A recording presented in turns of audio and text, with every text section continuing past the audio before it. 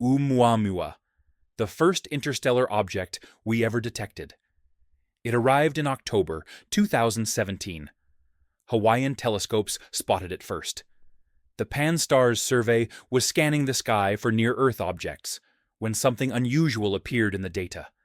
At first, astronomers thought it was just another asteroid, a small rock tumbling through the inner solar system. Nothing special. But then they calculated its orbit. The trajectory was wrong, completely wrong. This object was not orbiting the sun.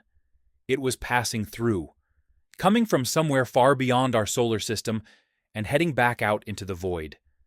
They named it Oumuamua, a Hawaiian word meaning scout or messenger. The first confirmed visitor from interstellar space. From the beginning, everything about it was strange. Most asteroids and comets are roughly spherical. Maybe a little lumpy, maybe potato-shaped. But Oumuamua was different. Based on how its brightness changed as it tumbled, scientists calculated its dimensions. The object was extremely elongated. Some estimates suggested it was 10 times longer than it was wide. Imagine a cigar floating through space. Or a needle. That was Oumuamua. This shape is incredibly rare in our solar system. We have cataloged hundreds of thousands of asteroids and comets. Almost none of them look like this. So right away, scientists were puzzled. How does nature make something so elongated? What forces could shape a rock into a cosmic cigar? But the shape was just the beginning of the mystery. As Oumuamua swung around the sun and began its journey back toward interstellar space, something unexpected happened. It accelerated, not a lot, just a tiny push. But telescopes around the world measured it. Multiple independent teams confirmed it. As the object moved away from the sun, it was speeding up in a way that gravity alone could not explain. Scientists call this non-gravitational acceleration. It happens with comets all the time. When a comet gets close to the sun, its ice heats up and turns directly into gas. That gas shoots off the surface like tiny jets. The jets push back against the comet and change its trajectory. Simple physics, action and reaction. So the obvious explanation was outgassing. Oumuamua must be a comet. It must have ice turning to gas and pushing it along. There was just one problem. Nobody could see any gas. Telescopes searched for the telltale signs of cometary activity. A coma. That fuzzy cloud of gas and dust that surrounds an active comet. A tail streaming behind it in the solar wind. Nothing. Spectroscopes analyzed the light reflected from the object. They looked for the chemical signatures of water vapor, carbon dioxide, carbon monoxide, all the usual suspects. Nothing definitive. Infrared telescopes searched for the heat signature that outgassing would produce. Still nothing. So here was the puzzle. Oumuamua was accelerating like a comet, but it did not look like a comet. It did not behave like a comet. It showed none of the usual signs. Scientists proposed several explanations. Maybe the outgassing was happening, but it was too faint to detect. Maybe the gas was spraying from a very small active region on the surface. Maybe the composition was unusual enough that our instruments simply missed it. One team suggested that Oumuamua might be made of frozen hydrogen. Pure hydrogen ice. When this ice sublimates, it produces hydrogen gas, which is extremely difficult to detect. It would be essentially invisible to our telescopes. That could explain the acceleration without a visible coma. Another idea was even more exotic. What if there was no outgassing at all? What if something else was pushing the object? Radiation pressure, light from the sun, carries a tiny amount of momentum. When photons hit a surface, they push against it. For most objects, this force is negligible, a speck of dust in a hurricane. But for something very thin and very light, radiation pressure can add up. Think of a solar sail, a spacecraft designed to be pushed by sunlight, no fuel needed. Just a giant reflective sheet, catching photons like a sail catches wind. For radiation pressure to explain Oumuamua's acceleration, The object would need to be incredibly thin, less than a millimeter thick, essentially a flat sheet tumbling through space. This is where Harvard astronomer Avi Loeb entered the conversation. Loeb pointed out that a thin, flat object, accelerated by radiation pressure, sounds a lot like technology. A solar sail, a piece of debris from an alien civilization, maybe a probe, maybe just junk, but something manufactured rather than natural. He published a paper, then a book, then gave countless interviews. The headlines exploded. Scientists say interstellar object might be alien spacecraft. Most astronomers pushed back hard.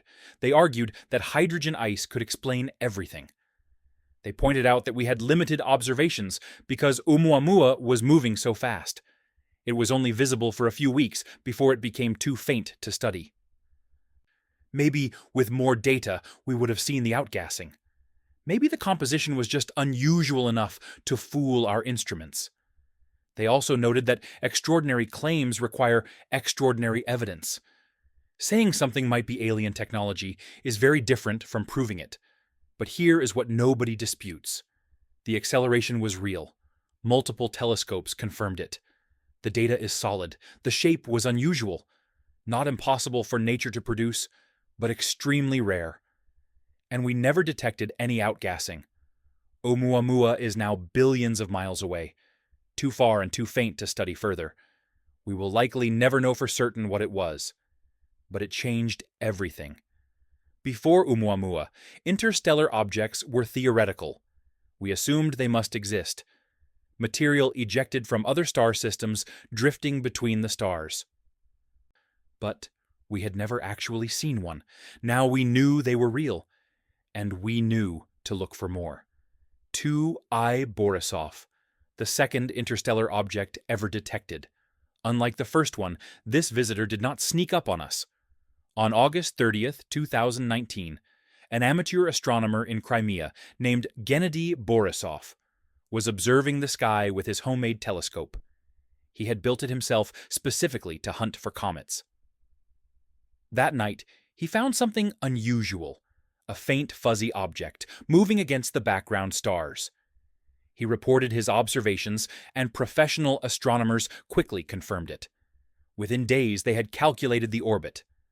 Like Oumuamua, this object was not bound to the sun. It was coming from interstellar space. But unlike Oumuamua, this visitor looked completely normal. It had a coma. That beautiful glowing cloud of gas and dust surrounding the nucleus. It had a tail streaming behind it. Classic comet appearance. Spectroscopic observations revealed water, carbon compounds, cyanide, all the usual ingredients we see in comets from our own solar system. This was clearly an icy body outgassing as it approached the sun. A textbook comet. Just one that happened to come from another star. Scientists measured its size. Roughly half a kilometer across. Maybe a bit larger. A respectable comet. They tracked small changes in its motion. Non-gravitational acceleration. Just like with Oumuamua. But this time, the explanation was obvious. You could see the jets of gas pushing the comet along. No mystery here. Boring, beautiful confirmation that comets exist around other stars. But the discovery of Borisov taught us something important.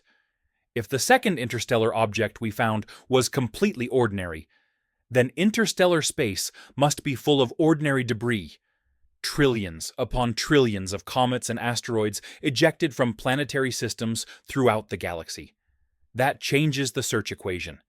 If most interstellar visitors look like regular comets, then finding the unusual ones becomes much harder. Any genuine anomaly would be a needle in an infinite haystack. We detected Borisov months before it reached perihelion. We had time to study it with every telescope we had. Ground-based, space-based, from optical to infrared to radio. We learned about its chemical composition. We measured the ratio of different ices. We compared it to comets in our own solar system. Remarkably, the chemistry matched pretty well. Whatever stellar nursery created, Borisov apparently used similar ingredients to the cloud that formed our own sun. That hints at something profound. Maybe the basic building blocks of comets are universal.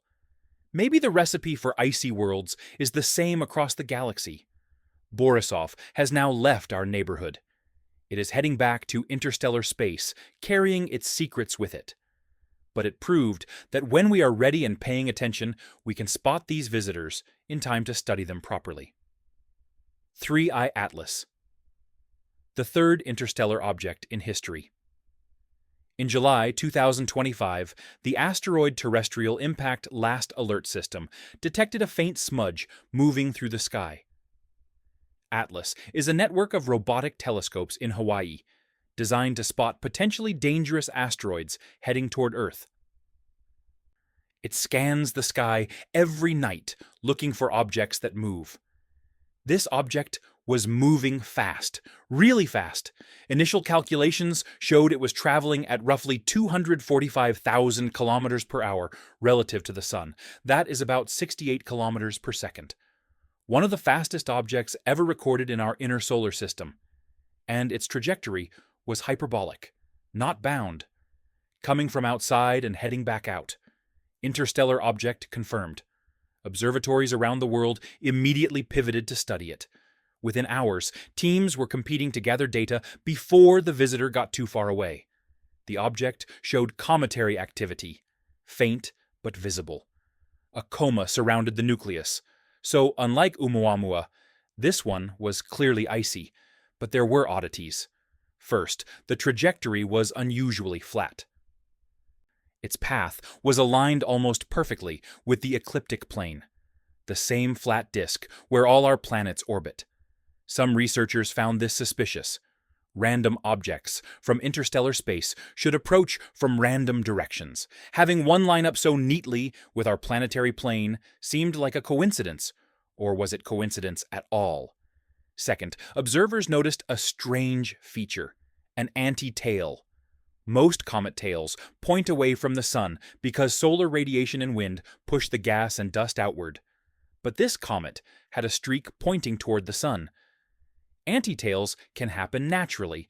They are a perspective effect when Earth passes through the orbital plane of a comet, and we look back at dust spread along its path. Unusual, but not impossible. Still, combined with everything else, it added to the list of curiosities.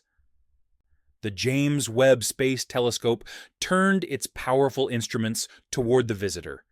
It analyzed the chemical fingerprints in the coma. Carbon dioxide levels were unusually high compared to water. That ratio was different from most comets in our solar system.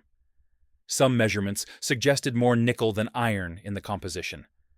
A few researchers noted that ratio is extremely uncommon in nature. Harvard's Avi Loeb again raised the possibility that the object might not be natural. He pointed to the flat trajectory, the chemical anomalies, the precise alignment with our planetary system. But most astronomers remained skeptical. Radio telescopes scanned for artificial signals. The breakthrough. Listen Project pointed its most sensitive equipment at the visitor. They listened across multiple frequencies, looking for patterns. Nothing. No transmissions, no beacons, just cosmic silence. Scientists estimated the object's age based on its trajectory and likely origin point. The numbers came back staggering, somewhere between 8 and 14 billion years old.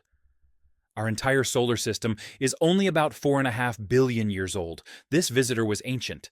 It had been drifting through the galaxy since before our sun even existed. A wanderer from the earliest epochs of the universe.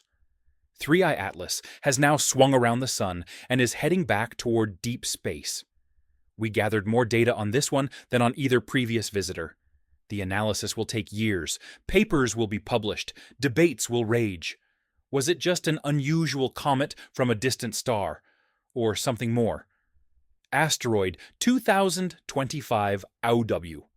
An object spinning faster than physics says it should. NASA tracks thousands of near-Earth objects. Most are boring. Small rocks on predictable orbits. We catalog them, calculate their trajectories, and move on. When 2025 OW first appeared in the data, it seemed routine, just another asteroid. Then the rotation measurements came in. This object was spinning incredibly fast, so fast that by all rights it should be flying apart. Here is why that matters. When an object spins, centrifugal force pushes outward. The faster the spin, the stronger the force. At some point, the outward force exceeds the gravity and cohesion holding the object together. The object should shatter into fragments. For a rubble pile asteroid held together only by weak gravity, the spin limit is pretty low, a few hours per rotation at most. For a solid rock held together by material strength, you can spin faster. But there are still limits. 2025 OW was spinning beyond those limits. Either it was made of some unknown material, far stronger than anything we know. Some kind of natural superalloy forged in conditions we do not understand. Or something internal was holding it together. Some kind of structural support. Neither explanation is comfortable. If natural, it means our models of asteroid composition are incomplete. There are materials out there we have not accounted for. If artificial, well, that opens questions nobody really wants to ask. Scientists are still gathering data. Radar observations, light curve analyses. Anything to understand the structure of this impossible spinner. As of now, it remains unexplained. Asteroid 2025 PN7, Earth's new quasi-moon. In August 2025, astronomers discovered an asteroid that had entered a peculiar orbit. It was not actually orbiting Earth, but it was moving in a way that kept it close to our planet year after year. Scientists call this a quasi-moon, or quasi-satellite. The object orbits the Sun, just like Earth does. But its orbital period is almost exactly 1 year, and its distance stays fairly close to ours. From our perspective, it seems to hover nearby, sometimes ahead of us, sometimes behind, sometimes closer to the Sun, sometimes farther, like a companion that never quite arrives or leaves. Quasi-moons are known. We have discovered a few before. They drift into these configurations naturally through gravitational interactions. What made 2025 PN7 unusual was the duration. Calculations showed this object would remain in its quasi-moon state until at least 2083, 60 years locked in step with Earth. That is an unusually long and stable configuration. Most quasi-moons drift away after a decade or two. The gravitational dance is unstable over longer timescales. So why was this one sticking around? Probably just chance. A particular set of initial conditions that happened to produce exceptional stability. But some observers could not help wondering, what if it was not chance? What if something had parked itself in an observation position, a natural rock, acting like a silent watcher? Far-fetched. Almost certainly wrong. But the precision of its orbit made people pause. Cineos, January 8th, 2014. A fireball that might have come from another star. On that day, sensors detected a bright flash over the Pacific Ocean near Papua New Guinea. The United States operates a network of satellites and ground sensors designed to detect missile launches and nuclear explosions. These sensors also happen to catch meteors burning up in the atmosphere. Most fireballs are unremarkable. Small rocks the size of grains or pebbles. They hit the atmosphere at high speed and burn up in a flash of light. This one was slightly larger, maybe half a meter across. It exploded in the atmosphere with the force of a small bomb. Routine event. Happens every few weeks somewhere on Earth. But when scientists looked at the data in the government catalog, something stood out. The velocity. According to the records, this object was moving faster than anything gravitationally bound to our solar system should be moving. Its speed suggested an origin outside. If accurate, this was not just a meteor. It was an interstellar meteor, a piece of another star system that had slammed into our atmosphere. More than that, it had left potential physical evidence. Unlike objects that pass by like Oumuamua, this one had deposited material on Earth. Somewhere on the seafloor, near the impact point, there might be fragments, actual pieces of an interstellar visitor sitting in the mud. Avi Loeb organized an expedition. His team built specialized magnetic sleds and dragged them across the ocean floor in the calculated fall zone. They recovered tiny spherules, little metallic beads a millimeter or less in diameter, the kind of droplets that form when material melts during atmospheric entry and then solidifies. Laboratory analysis revealed unusual chemical compositions, high levels of certain elements, ratios that did not match typical Earth rocks or ordinary meteorites.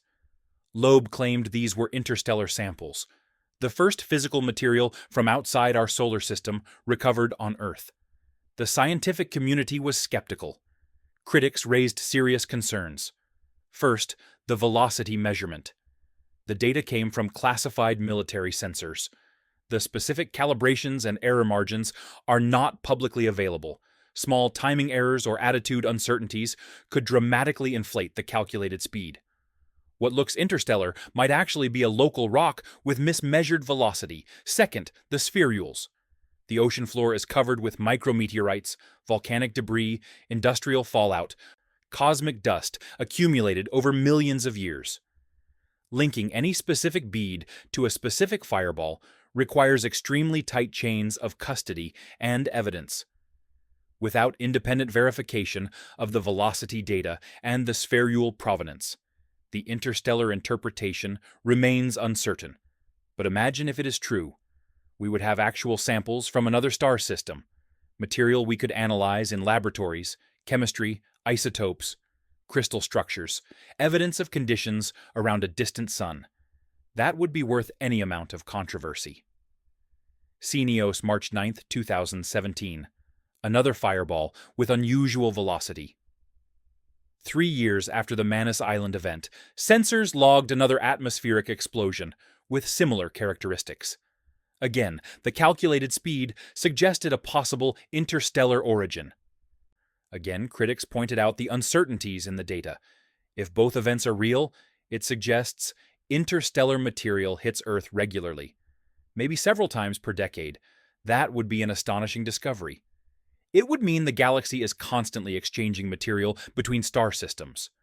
Rocks ejected from one solar system eventually fall into another, a cosmic mixing of ingredients across light years. Some of that material might carry complex chemistry, organic molecules formed around distant stars, maybe even microbial life preserved in the cold of space. The panspermia hypothesis holds that life itself might travel between planets and between star systems, seeds drifting on interstellar winds. If meter-scale interstellar rocks are hitting Earth regularly, that possibility becomes more plausible. But confirming these events is incredibly difficult. The sensor data is classified. Recovery of fragments from open ocean is nearly impossible, and the fall zones are huge. We may never know for certain whether those two fireballs came from beyond. J1249 plus 36, an object moving fast enough to escape the galaxy. In 2024, astronomers identified a strange dot speeding through the Milky Way. Initial measurements showed it was moving at over 1 million miles per hour relative to the galactic center. That is extraordinary. Our entire solar system orbits the Milky Way at about 500,000 miles per hour. Most stars move at similar speeds, give or take. But this object was going twice that fast. Fast enough that it will eventually escape the galaxy's gravitational pull entirely. It will sail out into intergalactic space, the void between galaxies, billions of light years of nothing. Where did it come from? How did it get moving so fast? Scientists proposed several natural explanations. One possibility involves the supermassive black hole at the center of our galaxy. If a binary star system wanders too close, the black hole can capture one star and fling the other away at tremendous speed. A gravitational slingshot. These hypervelocity stars have been detected before, but they are rare. Another possibility involves a supernova. If one star in a binary explodes, the surviving companion can be kicked away at high speed by the asymmetric blast. Either scenario could explain the velocity, but the exact mechanism remains uncertain. We do not know precisely where J1249 plus 36 came from or what event launched it. What we do know is that it is leaving. Within a few million years, it will pass beyond the outer reaches of the Milky Way and continue into the darkness. If anything intelligent were aboard, it would have a long, cold journey ahead. Rogue planet, a wanderer with no star. In 2024, astronomers confirmed a profound discovery. Using gravitational microlensing, they measured the mass of a free-floating object drifting through interstellar space, roughly 10,000 light-years from Earth. The mass was equivalent to Saturn, a gas giant, a proper planet, but it had no star. It orbited nothing. It simply drifted through the galaxy on its own. Scientists call these rogue planets, or free-floating planets. We have known they must exist for decades. Theory predicts them. Every planetary system that forms is a chaotic environment. Gravitational interactions fling some bodies outward. Gas giants, ice giants, maybe even rocky worlds, ejected from their home systems during the violent early years of planet formation. They sail away into the darkness. No sun to warm them. No light except the faint glow of distant stars. How many are out there? Estimates vary wildly. But some models suggest there are more rogue planets in the galaxy than there are stars. Billions upon billions of dark worlds wandering between the suns. Most would be frozen wastelands. Without a star to provide energy, any surface water would be solid ice. Any atmosphere would freeze and fall as snow. But not all of them would be dead. A large enough planet might retain internal heat for billions of years. Radioactive decay in its core. Residual heat from formation. Some rogue planets might have subsurface oceans kept liquid by internal warmth. Life as we know it needs liquid water and energy. A rogue planet with a warm interior could theoretically support life in buried seas. Completely cut off from any star, drifting through eternal night, but alive. That is a haunting thought. And there is another angle to consider. If you wanted to send a probe between star systems, what would be the perfect disguise? Something that looks completely natural, something nobody would think twice about. A rogue planet would fit perfectly. Dark, silent, drifting, moving on a trajectory that could be interpreted as random, carrying whatever you wanted in its hidden depths. Could one pass through our solar system someday? Absolutely. Given the estimated numbers, it is almost certain that some have passed through over the billions of years. Could one be passing through right now? We would never know unless it came close enough to detect. So here is where we stand. 10 objects, 10 strange motions. Some accelerate without visible cause. Some spin faster than physics allows. Some appear in precise orbits around Earth. Some move fast enough to escape the galaxy. Some might have deposited fragments on our ocean floor. Are any of them artificial? We do not have proof. The scientific consensus on every single one of these objects is that they are probably natural, unusual configurations of ordinary matter shaped by ordinary forces over extraordinary timescales. Probably. But probably is not certainly. The universe is vast, 14 billion years old, hundreds of billions of galaxies, each containing hundreds of billions of stars. Many of those stars have planets. If intelligent life arose anywhere else in all that space and time, it had plenty of opportunity to send probes, plenty of time for those probes to spread across the galaxy. We are just now learning to look. A century ago, we did not even know other galaxies existed. 50 years ago, we had never detected a planet outside our solar system. 20 years ago, we had never confirmed an interstellar visitor. Now we have seen 3, maybe 5 if the fireballs are real. Our instruments get better every year. The Vera Rubin Observatory is coming online. It will scan the entire visible sky every few nights. It will find interstellar objects faster than ever before.